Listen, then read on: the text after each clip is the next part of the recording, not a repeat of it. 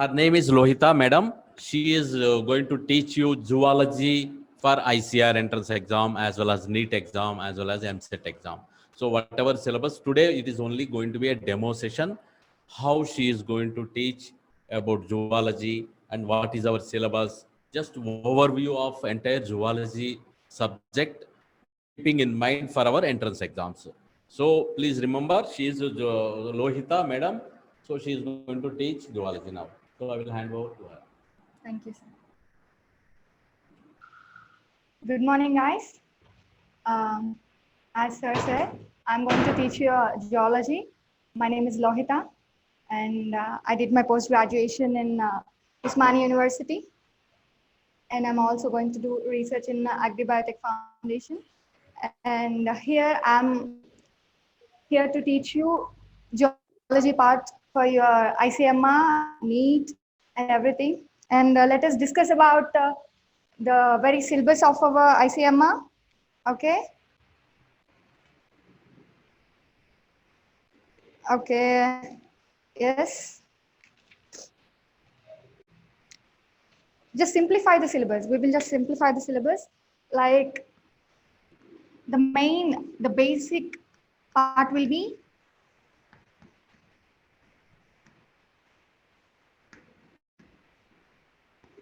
primarily, we need to look after the human physiology first, and then on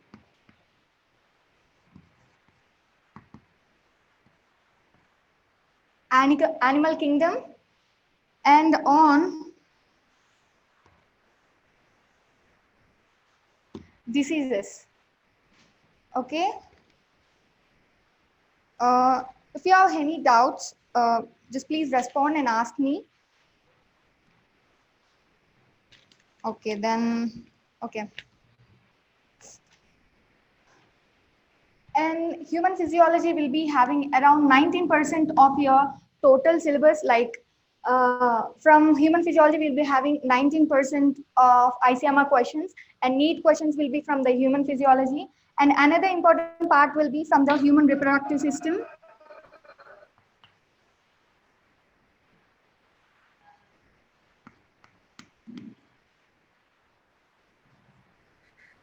Okay. If we look into the human physiology, we will be having about digestion, respiratory system, circulatory system, and then respiration, circulation,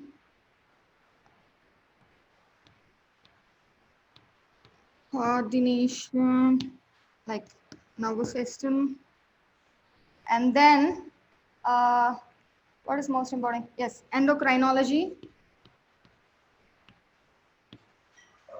These are the very important topics of the human physiology. If we get into these topics, we will almost about 40% of our syllabus will be from human physiology. And then in the animal kingdom, classification is the main important part. Let me tell you that we need not to be worried about the human animal kingdom or its classification.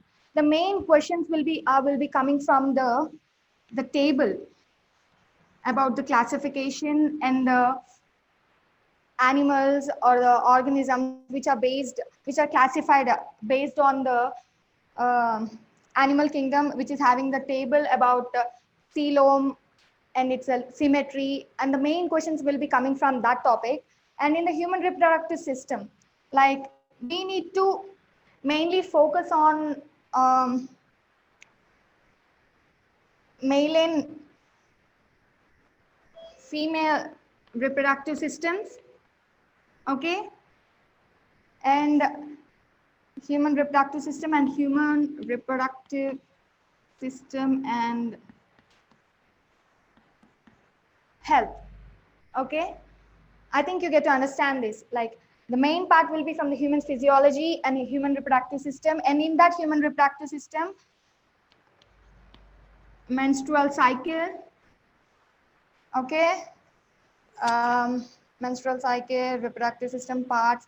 Okay. Organogenesis, like ovulation,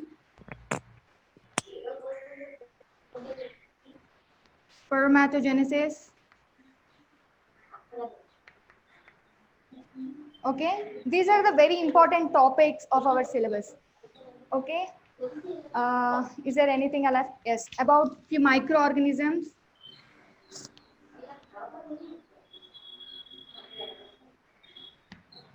In the diseases, like what are the diseases we have in our syllabus is like about ascariasis, um, filariasis, malaria. Okay, this is a whole and soul and important topics of the syllabus, and how many questions are will be coming from these topics. Like from the digestion part, there will be cut short of one question, from the respiratory one question, from the circulatory 0 to 1 question, and from the control and coordination 0 to 1 question. From the endocrinology, there will be compulsorily about 1 to 2 questions. From the diseases, there will be one question, and about human reproductive system. Yes, and the human reproductive system around 1 to 3 questions maybe. Yes, and reproductive health, one question. From the diseases, one question. From the microorganisms, one question. Yes, these are not exactly a blueprint of this, but there will be sure questions from the human physiology and the reproductive health. These are very important topics of our syllabus, and what we need to understand is that first we will start from the basics, and then we go into the main important topics. Like we will start from the human physiology, and then the reproductive system, and then into the animal kingdom, and then into the diseases. Okay, this is our syllabus, like overall view our syllabus. And let us see few questions from the previous years ICMR, sorry, ICAR questions. Okay,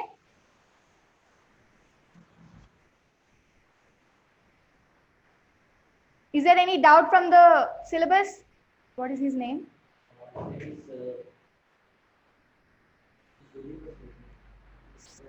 Sudhir? What is mentioned there? What is your name? Oppo, Reno, what? Oppo A9. What is your name? Can you hear me? Oppo A9 2020.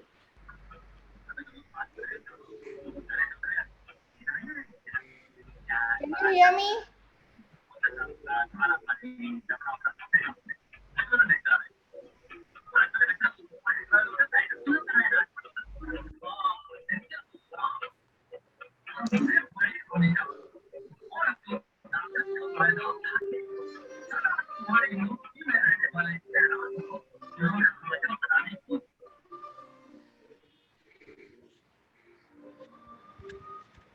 Okay, fine.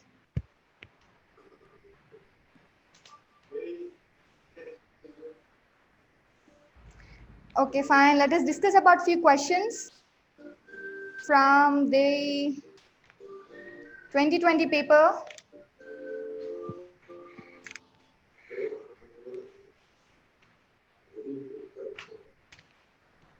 Okay.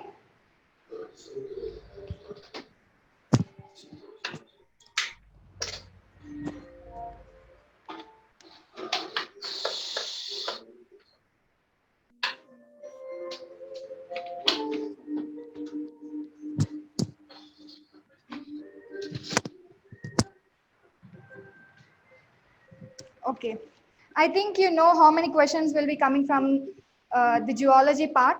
Okay, if you don't know, just see in ICAR, from the biology part, there will be 50 questions, out of which 25 will be from the zoology and 25 from the botany. Okay, in the geology, the syllabus will be the very same for ICAR and also for the NEET. So the syllabus which we have discussed here is the overall view, and from that around 25 questions will be coming in the zoology part. Okay, let us discuss few questions from the previous years ICA 2020. Okay, okay, fine. Yeah, just see question number 2. What is the question? They have given 4 options like reproduction,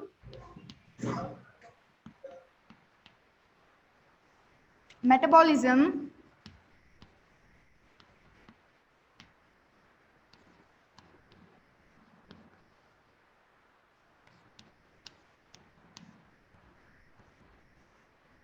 okay.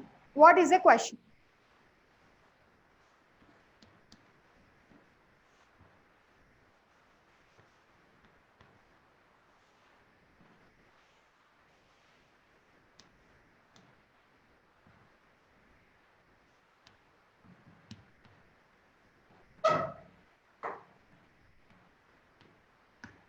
Okay. Question is that among these options, what are the defining features of the living organism? Okay, it is a very simple question. Like these are the few characteristics or a few features of the organism. And among which, what are the defining features? What does it mean that defining features? Like the features which are only present or represented by only living organisms. Okay, few characteristics are there which can be represented by the living organism and also by the non-living organism. So what are the defining features of the living organism? Like only these characteristics are only represented by the living organisms but not by the non-living organisms. And what are the characters that are represented by the only living organisms and but not by the non-living organisms here? Yes, reproduction, metabolism, and growth. Okay, let us come from the down. Growth, right? Here growth can be seen in the increase in the cell number and also increase in the mass. So it cannot be the true, like it cannot be the living defining feature of the living organisms. Why? Because it is here we can see that there will be increase in the cell number. Increase in the cell number in the sense there is a division. Like okay, one cell is divided into other cell is divided into further. But is it the only characteristics of the living organisms? No, because why? Because there will be increase in the mass number in other characteristics. So it is not a defining feature of the living organism. As we can see that by that we can strike off this growth from the defining feature of the living organism. And what about metabolism? What about metabolism? Can anyone say, can we say that metabolism as a defining feature of the living organism? Can you hear me? Can anyone say that? Can we say that metabolism as a defining feature of the living organism? Can't hear you. Hello? Okay, fine. Yes, defining metabolism can be seen as the defining feature. They're in mute position. Usually they're audios. OnePlus.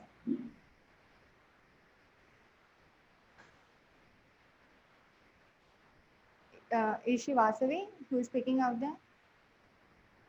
Yes, ma'am. Yeah, it's me only, ma'am. Students are not responding. That's why we are checking that you're audible or not. And okay then. Okay, fine. Okay. Yes. Of course, metabolism is a defining feature of the living organism. Why? Because in a non-living organism, we cannot see the metabolism is happening. Okay.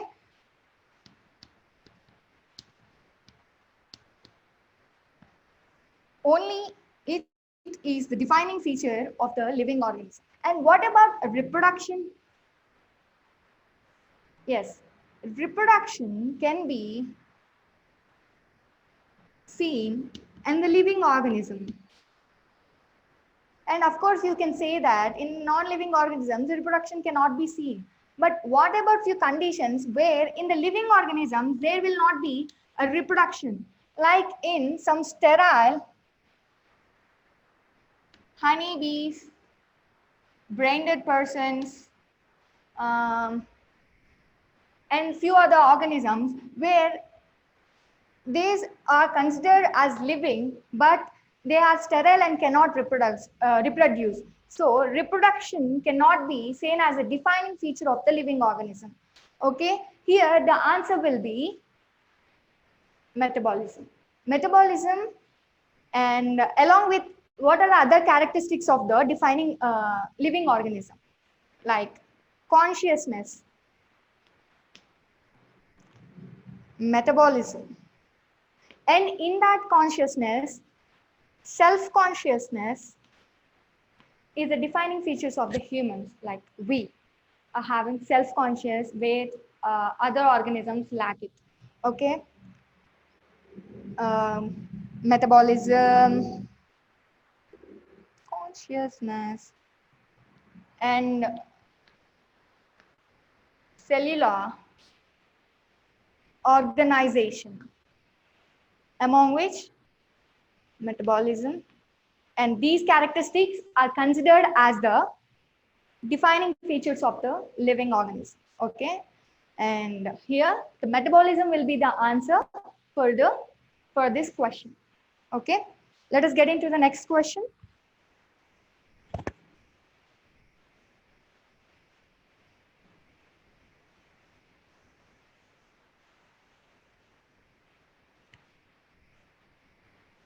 Okay,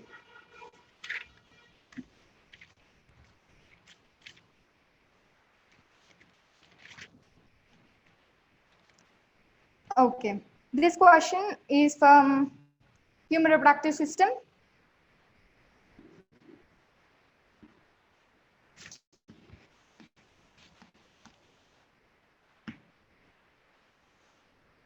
Cooperation. Okay, here they have been asking about some jumbled order of steps in the parturition, and we need to rearrange them accordingly. Okay, what are the options given?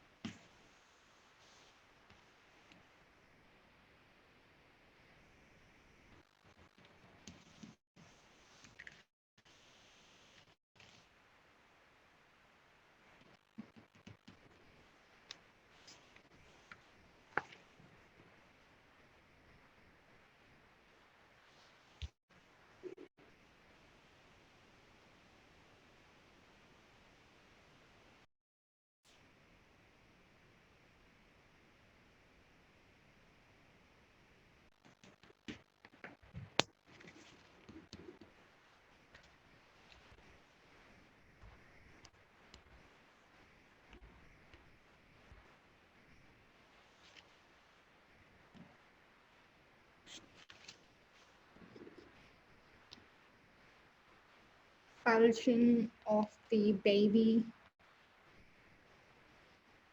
from the uterus. And what is the fifth point?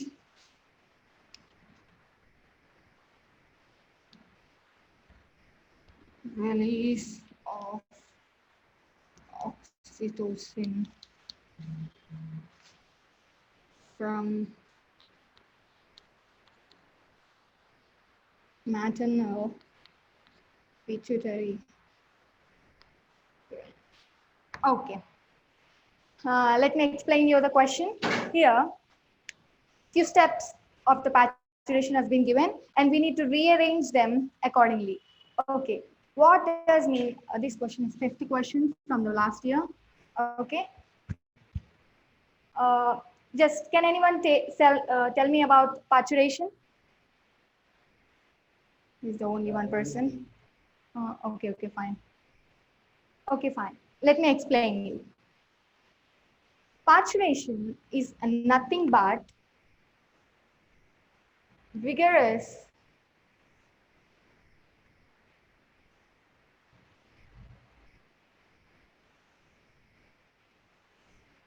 contraction of the uterus,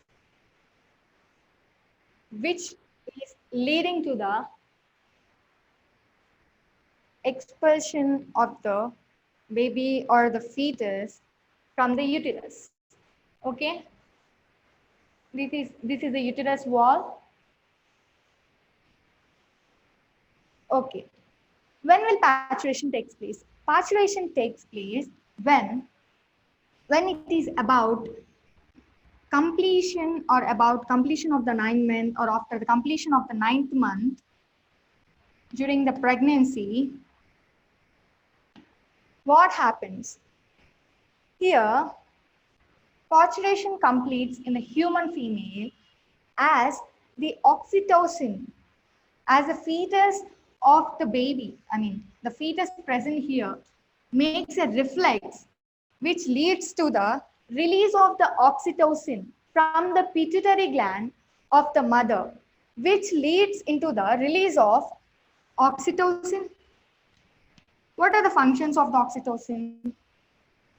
Two main functions. One is contraction of the uterus and the other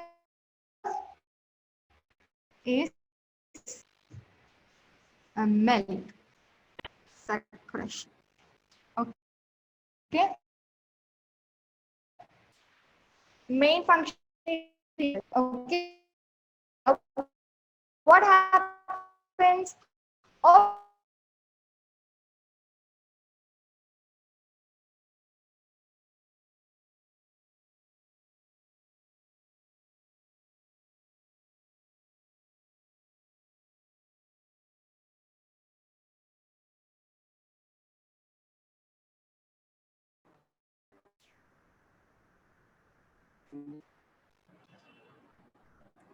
contraction of the uterus, which leading to the expulsion of the baby out of their uterus. This is called as parturition. Okay, now look into the steps and we need to rearrange the following steps.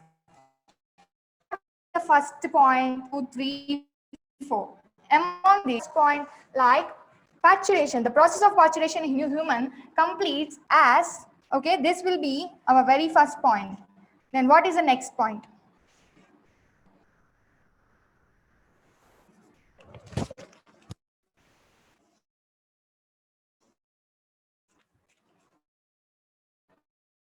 Then completes as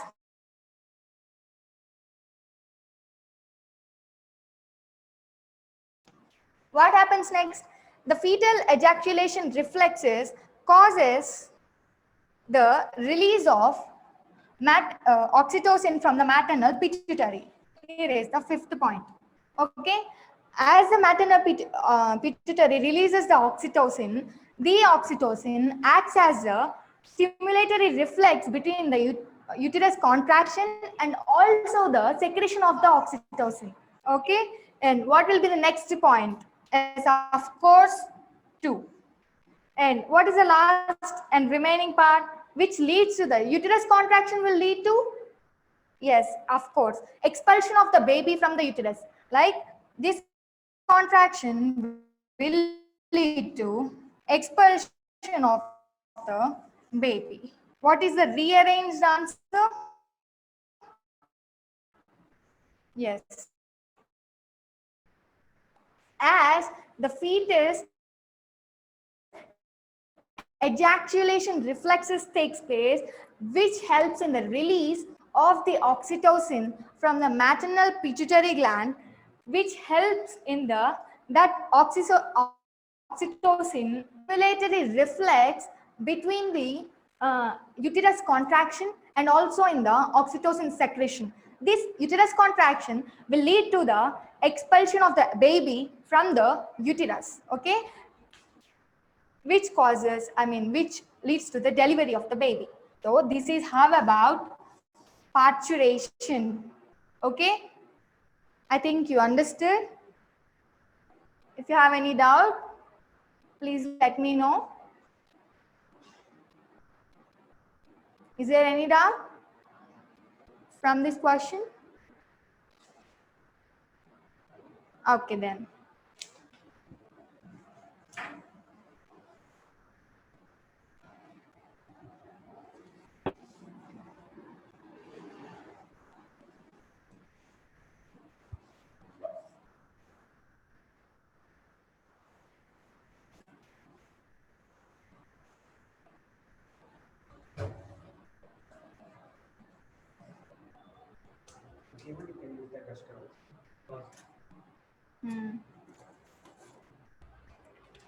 Thank you.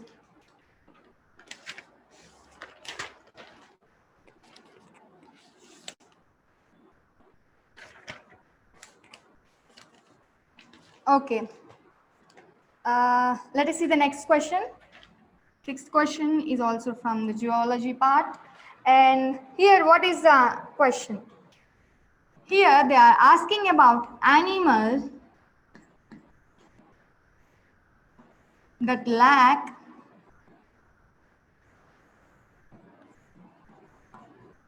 body cavity. Okay? Here, they are asking about animals that lack body cavity. In the sense, they are asking about acoelomates. Okay? Here, what are the options? Arthropods.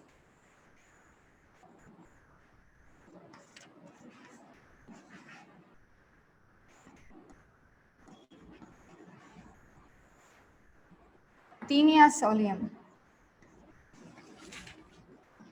Aschelminthus. Okay? And then Fasciola patica. And then Planaria. Okay. This is the question. Can you tell me what are the options which we can say that which lack the body cavity? Yes, lacking of the body cavity in the sense they are asking about acoelomates. Just tell me what is coelom? Yes, coelom in the sense the body cavity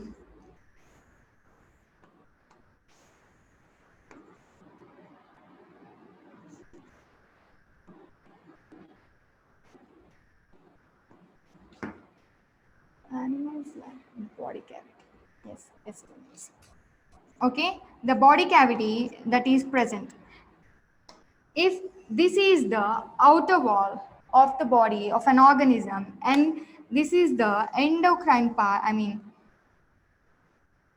endodermal part or the internal alimentary canal, the gap that is present in between these is called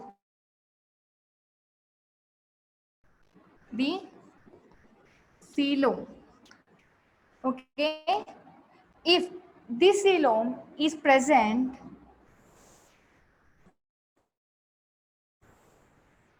in between, but in between differentiated by the mesoderm, then those are called as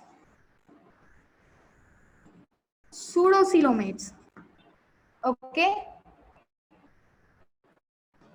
I think the video is lagging or some sign.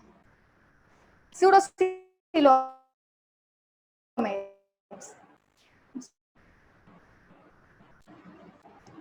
If there is no gap in between the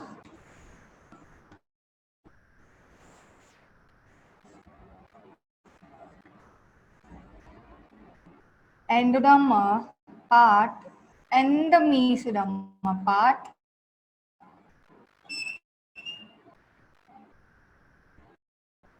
with no coelom at all, no body cavity at all. These are called as coelomates. Here, these are called as pseudocoelomates, and here these are coelomates.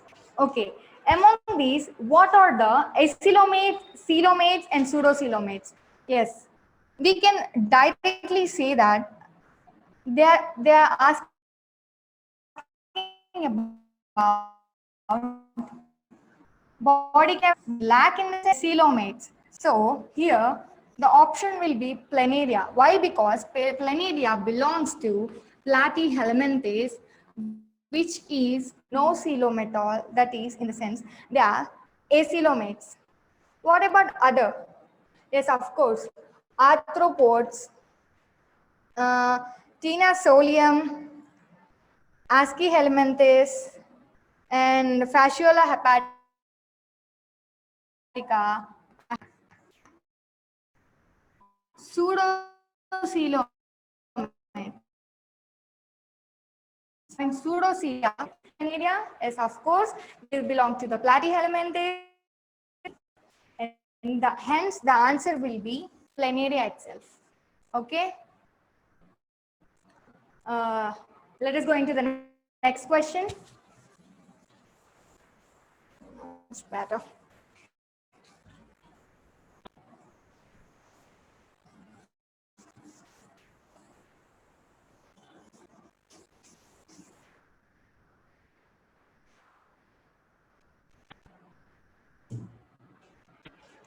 Okay.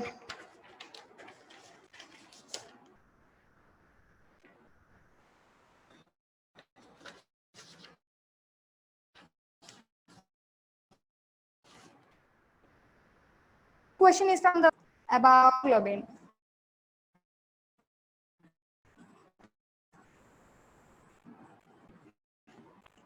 Okay. Here, what is the question asked? Like a woman is tested for the HB percentage, and she got about 9 grams per 100 ml of blood. Okay. What does this condition mean? Is she having lesser than the normal percentage, or greater than the normal level, or a very less than the normal level, or a very greater than the normal level? These are the options. Okay, they have asked me about hemoglobin percentage in simple. Okay, the person is having about 9 grams per 100 ml. What are the normal ranges? Let us see. Okay, what is the normal range? Yes, for females. Normal range. This varies for males and also for females. For males, it will be 13 to 17.5. For females, it will be 12 to 15.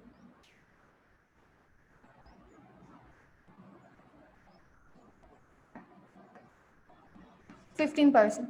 Okay, this is the normal range. Okay, by comparing with this, what is the percentage of this person? Yes, of course, it is lower than the normal range. If she is having around 4 or 6, then it will be very low than the normal range, normal level. So here we can simply say that the normal range of HB percentage of a human, that to in females, that will be 12 to 15%. And as the question given, the women, in the sense female, she is having a 9 grams per 100 ml. So we can say that she is having lesser than the normal level. This will be the answer. Okay, let us go into the next question.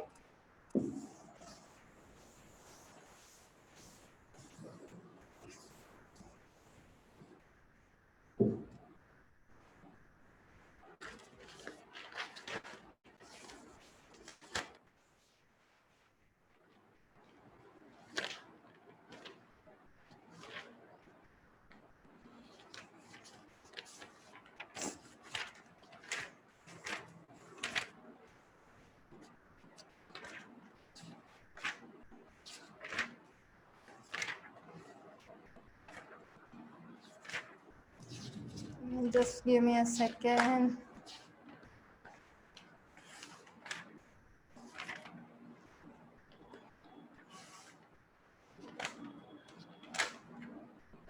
Okay. Here, what they have asked about. Yes, of course. This question number is 18. What they have asked, in our body, the excessive nutrients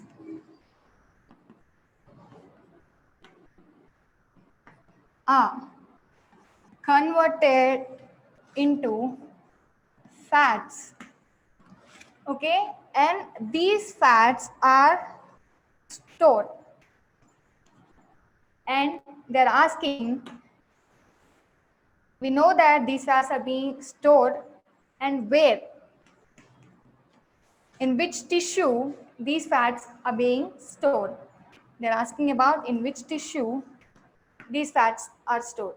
The options are given are dense connective tissue. Okay. Second question. Specialized connective tissue. And then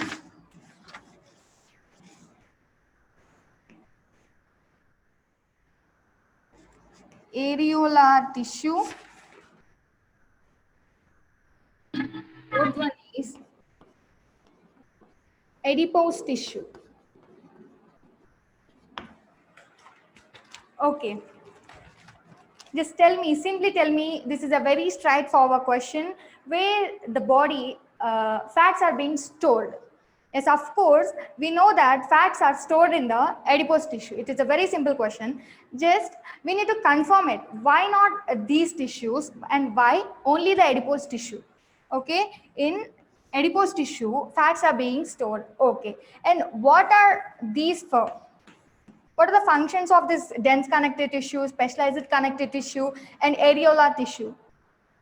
Yes, areolar tissue is present in the free spaces of the cells where the nutrients and the water are being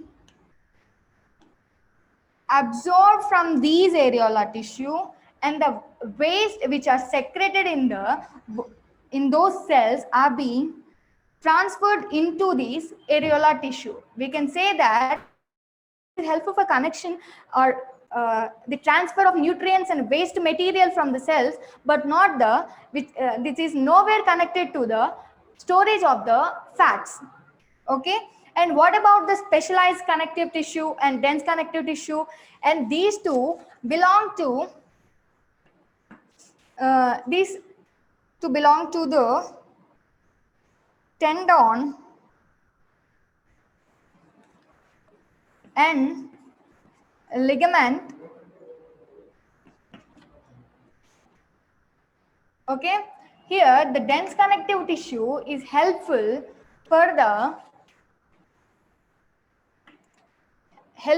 as a fibrous material that is collagen is present in the dense connective tissue, and these are helpful for making in the tendon and ligament, and hence we can conclude that this dense connective tissue, specialized connective tissue, and areolar tissues are nowhere connected to the storage of the fats. Okay, hence the answer will be adipose tissue, right? Adipose tissue is the only tissue that is helpful for the storage of the fats which are formed by the conversion of the excessive nutrients into the fats, and that fats are being stored in the adipose tissue. Okay, this is about 18th question. Let us going to the next question.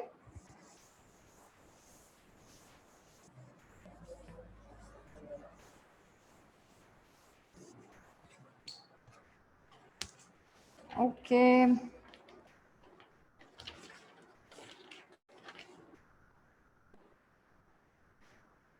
Yes. Next question is 21st question. They are asking about metastasis.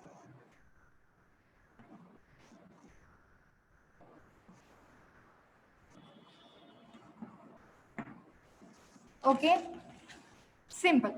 They're asking about metastasis. What does metastasis mean and what is metastasis saying about?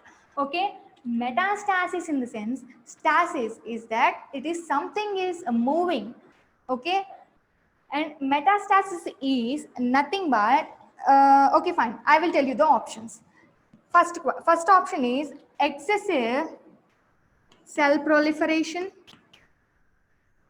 Proliferation in the sense division. They are saying that cell is being divided. Okay. What is the next option? Transformation of tumors, that is benign tumors, to malignant tumors. Okay. Transformation of benign tumors into the malignant tumors. And then third option, movement of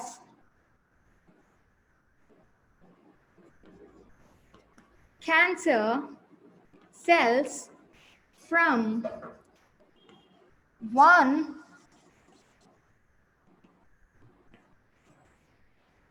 side to another side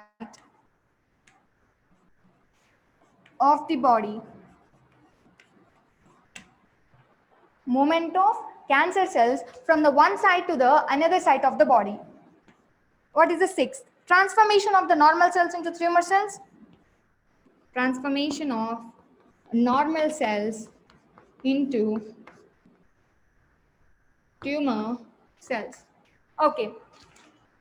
Transformation of transfer cells into tumor cells. Okay.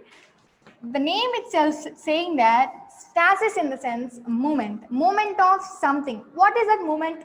Here the first option will be, first option is excessive cell proliferation. Cell proliferation is not something which is related to the movement of the cells. Yes, so we can strike off this. Why? Because cell proliferation in the sense it is dividing multiple times, as it's saying that excessive cell proliferation.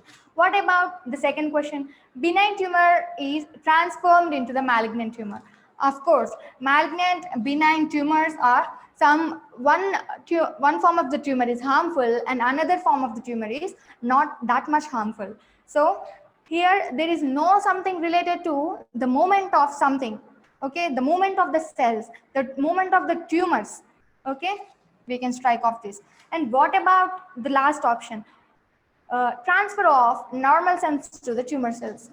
Of course, normal cells are being converted into the tumor cells, but not from something related to that these normal cells are moving to the place the cancer cells are present, or the cancer cells which are moving into the normal cells that are present there. No.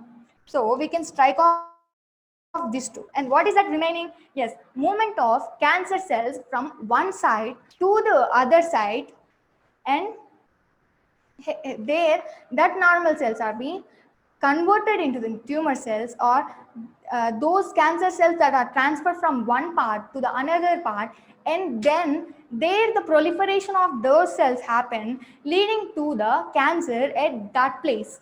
Okay, here we can say that this is the only answer, as it is mentioning that movement of the cancer cells from one side to the another side.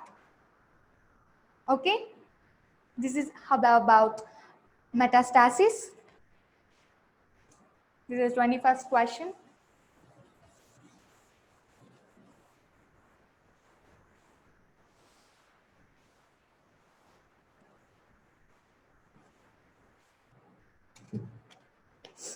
Okay. I think you will be get bored if I talk about the previous year's questions and everything. On the very first day, I think you will be like, what ma'am is saying. the very first day she's going to ISA, I thought she will be discussing about the syllabus and all that and this, how to prepare. And she went into the straight into explaining the questions and the topics. Like I am just giving you introduction about how the questions will be asked from various topics. Like previously I explained you about the syllabus, the overall view of the syllabus, and from which part of the syllabus the questions are being asked, and what will be the percentage of questions that are come from ICMR or in the NEET, what is the percentage of the questions, and how many questions are being asked in some particular ICMR or NEET. So yes, this is up to now we have discussed few questions from the ICAR. So now we will discuss about some questions from the NEET. Is there anyone, any guy or any girl from NEET? Here I can see Preeti. Preeti, you are here for ICAR or NEET? Preeti, are you there?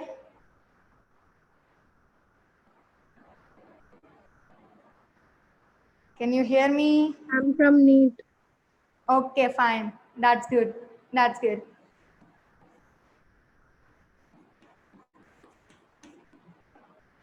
Okay, if any one of you didn't attend the very first part about the syllabus, if you want, then I will explain about the syllabus once again. And yes, let us see a few questions from the previous year NEET paper. Okay. One not, where is this? Yep, got you. Question number 132. They are asking about, they have given few options and we need to find out that among these options, what are the sexually transmitted diseases? STDs. Okay, they have given gonorrhea, syphilis, genital herpes in the very first option. Second, gonorrhea, malaria, and genital herpes. Third, AIDS, malaria, and filariasis or filaria. And fourth option, cancer, AIDS, syphilis. I think you guys will answer this in a minute or in a second. In 10 seconds, you are going to answer this, right? Yes. Let us see. From the down, we will see that. Cancer, not at all STDs. AIDS and syphilis are sexually transmitted diseases. Okay, I will accept that. But what about cancer? No, okay. And then here, AIDS, malaria, filaria. AIDS is present, but what about malaria and filaria? So this is also not. And what is the second option? Gonorrhea, malaria, and genital herpes. Malaria again? No. Okay. And then what about this? Gonorrhea, syphilis, genital herpes.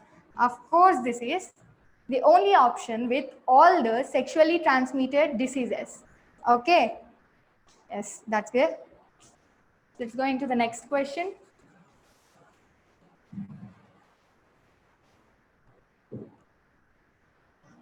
Okay, next question is from the digestion. Here they have given an enzyme.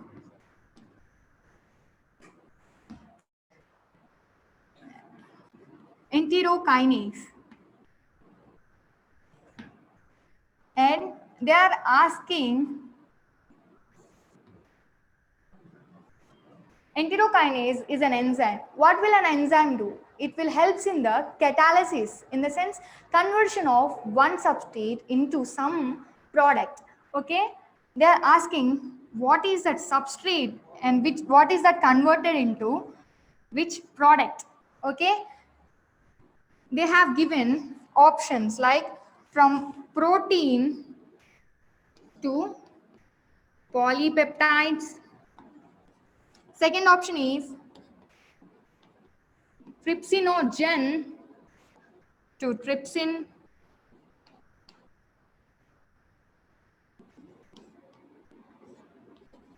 Casinogen. I never heard of this. Did you guys hear of casinogen to casein?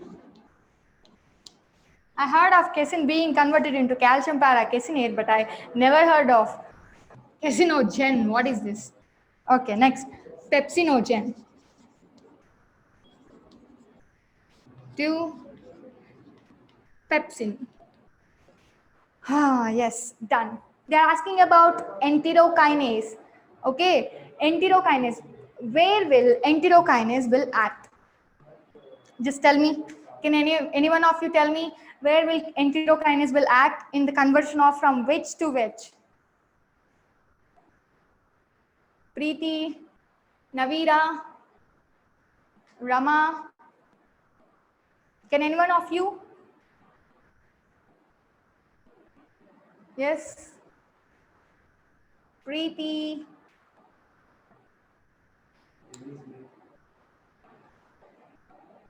Unmute yourself and tell me.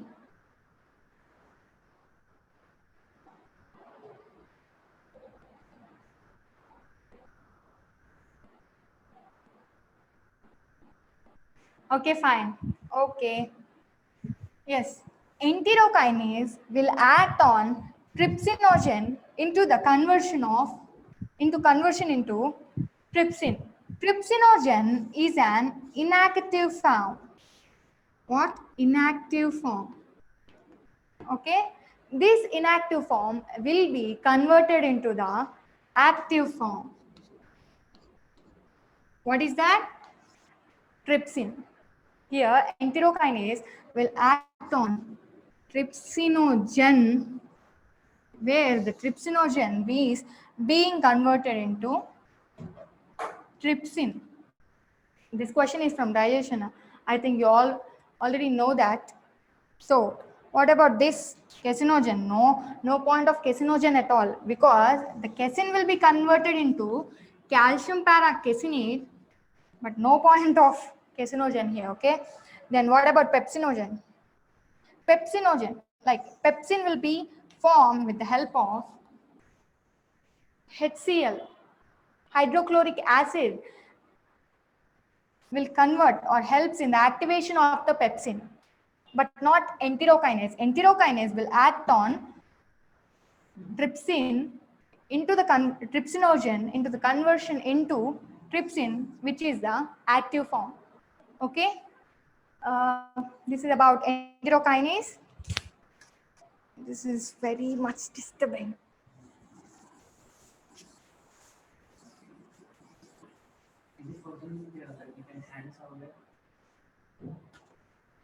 I think I can.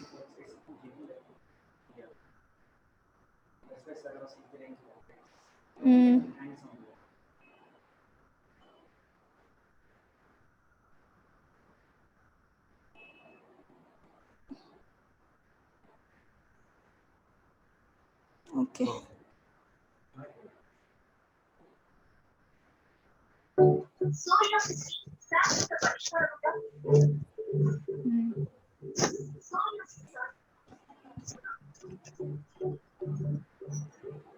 Okay, fine. Okay, let us go into the next question.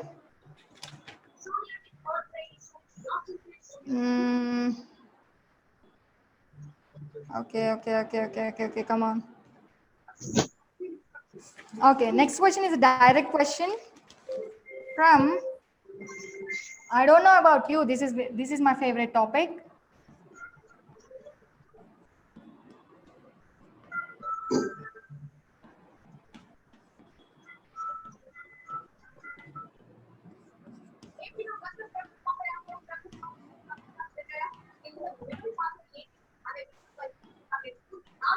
Okay, they're asking about infectious stage of Plasmodium. The options given are Trophozoite.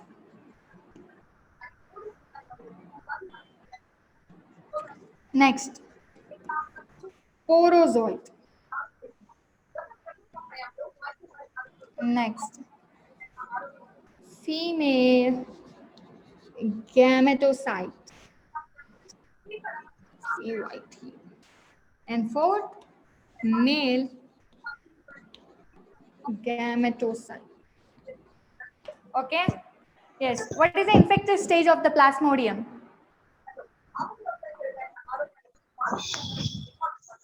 Someone is talking.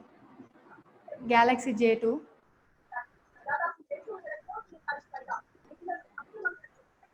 Galaxy J2.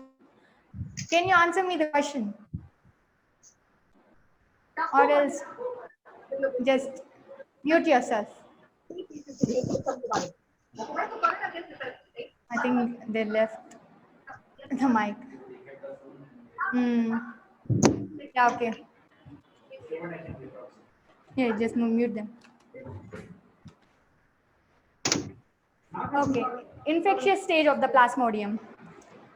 What is the trophozoite is also an infective stage, but and where or which stage will be the infective stage for the plasmodium? As of course, trophozoite is infective stage, but not for the plasmodium. Trophozoite is infective stage for entamoeba and amoeba histolytica, right? Entamoeba histolytica, where the trophozoite will be the infective stage, but not in the plasmodium. What is the infective stage in the plasmodium? Yes, here female gametocytes and male gametocytes are of course present in the life cycle of the plasmodium, but these are not the infective stages of the plasmodium. What will be particular characteristics in order to call it as an infective stage? Yes, trophozoite. If we see about trophozoite, it is sickle shaped, that is present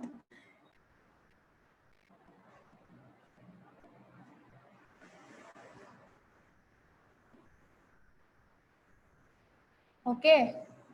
I think you guys remember this from your board exams.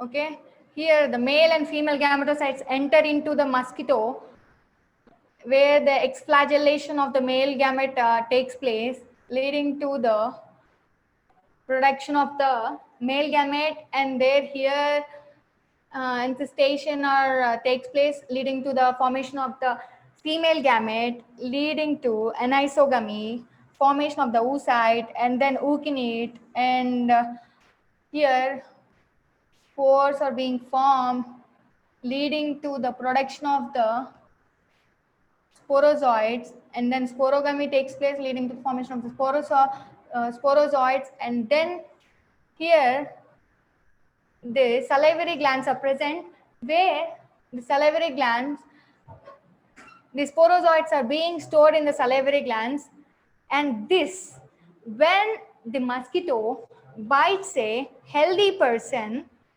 these sporozoites enter into the human, causing the malaria. Okay, and hence this is considered as the infective stage. And what about trophozoite? Yes, of course, in Entamoeba histolytica, these trophozoites are formed like the 8-cell stage tetranucleate cysts are converted and leading to the formation of trophozoites. What is the key characteristic of the trophozoite? Cartwheel shaped nucleus, right? Yes. These trophozoites are also infective stages, but in the Entamoeba histolytica, cycle of the Entamoeba histolytica, where the trophozoite is considered as infective stage, but not in the plasmodium, so we can strike off this. And female gametocytes and male gametocytes, the infective stage of the human body. You're asking about for humans. So these get enter into the mosquito, but not from the mosquito to the humans, right? Where what happens in the humans, for the humans, in the humans, like sporozoites are being enter into the humans, so causing the malaria. So we can say that sporozoites is the only infective stage of the plasmodium in the human body. Okay, I think you guys understand.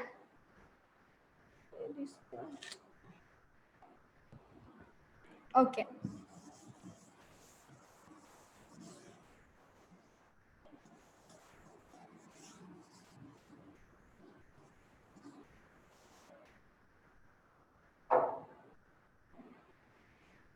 Next question.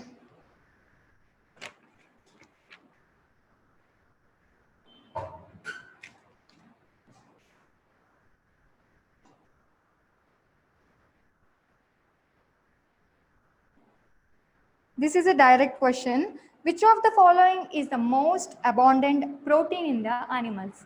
The options given are hemoglobin, collagen, lectin, insulin.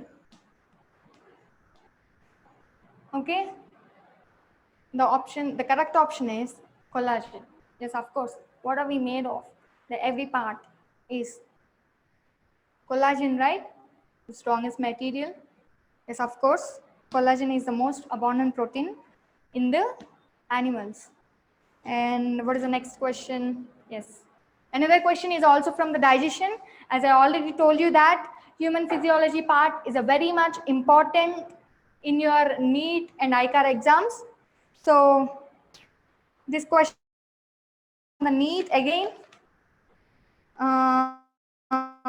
they have like first they into small intestine. Ileum opens into what? Small intestine. What is the next?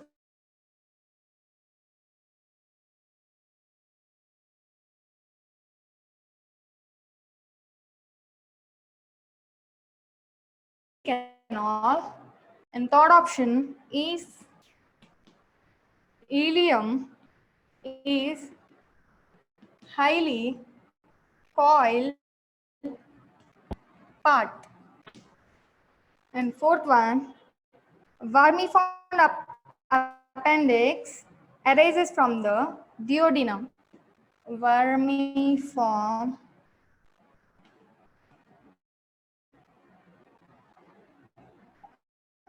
appendix arises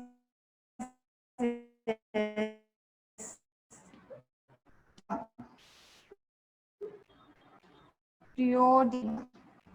Okay, done.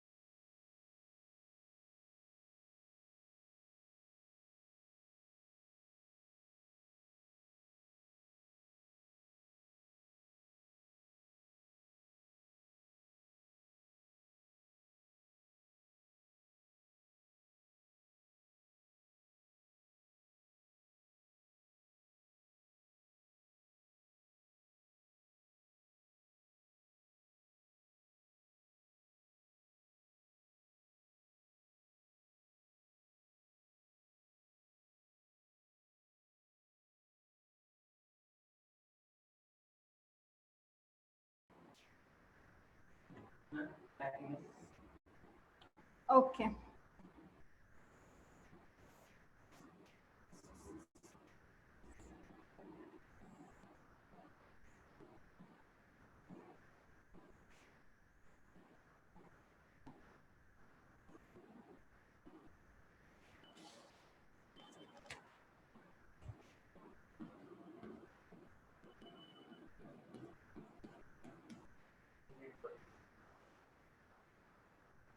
Done. Okay. Okay, I will stop. This will be the last question. Okay.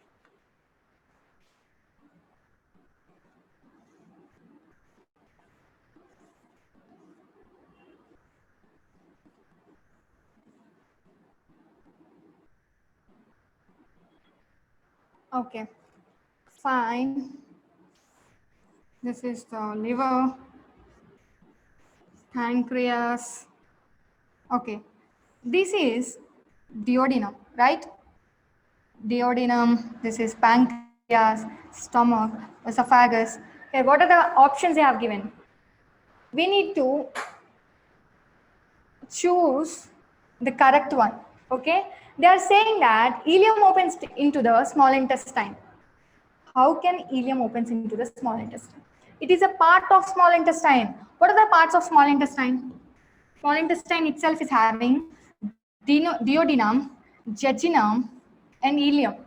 Ileum opens into the large intestine here through the ileocecal wall.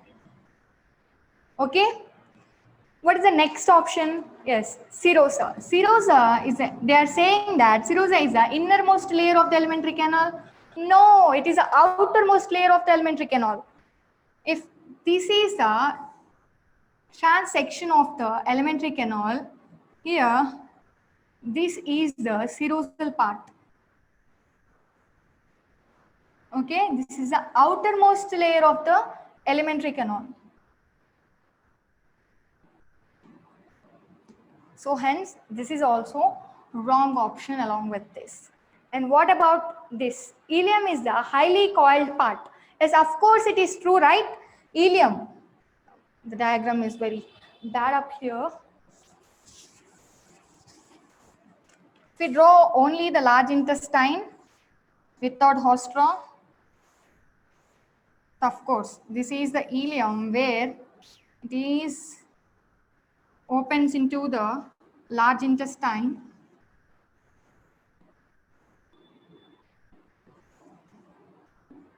Okay, opens into the large intestine to the ileocecal wall, which is having a sphincter here.